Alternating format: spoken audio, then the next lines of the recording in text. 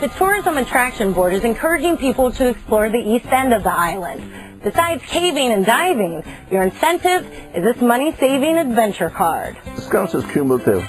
You can start off at Pedro and you work your way right up the north side and east end, and you can accumulate discounts all the way up from restaurants, gas stations, bakeries, hotels, and so forth. People should discover the east because it has a different flavor.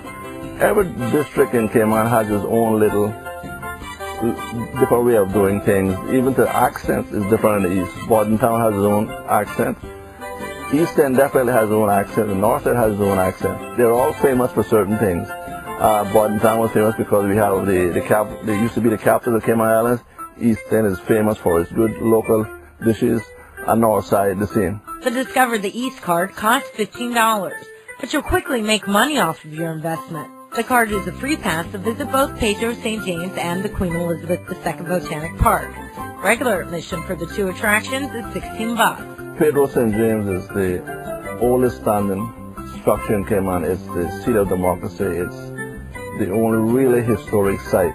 And this area used to be the capital of Grand Cayman, which is the Botanic area. We have a three-dimensional thing. We have a visitor center, which was built in 1998, opened up, which encompasses a gift shop, a restaurant, and a multimedia theater.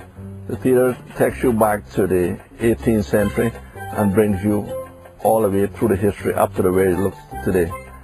Then you go to the Great House. The Great House was built in 1780, which is a historic house built by William Eden out of the United Kingdom, who came to Cayman, and he built a house with 23 slaves. It has all the trappings of an old historic house. We have two guys dressed in the dress of the day, and they will give you a tour and give you all the history going right back to 1780. We have the gardens. We have the color garden, which we're in at the moment, which is 2.5 acres of flowering plants, which is arranged by color. We have the Heritage Garden, which is a recreation of a traditional Cayman stand garden with traditional fruit trees and medicinal plants and ornamental plants. We have the lake, which is a good place to see native aquatic birds. We have the Nature Trail, which is a 0.8 of a mile walk through a 45-acre nature preserve, where you can see approximately 70% of the plants native to Grand Cayman. And of course the Cayman blue iguana is also here at the park, and it's about the only place you're going to be able to see them roaming free. The park is self-guided. Groups can book guided tours in advance. We are in the process of getting proper signage made.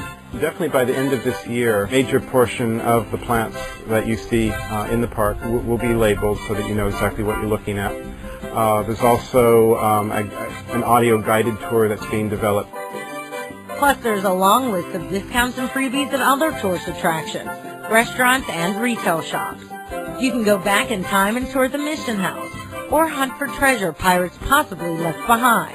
Pirates Caves is a unique feature here in the Cayman Islands.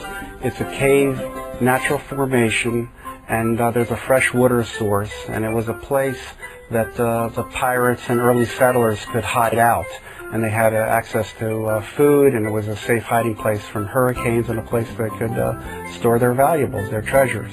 You can explore the East underwater. The Cayman Islands has some of the best wall diving, certainly in the Caribbean, if not the world. Less boat traffic and less divers visiting these sites, and the sites are spread out over a nice area. So yeah, there is a noticeable difference. So the reefs are definitely pristine and beautiful out on the East End.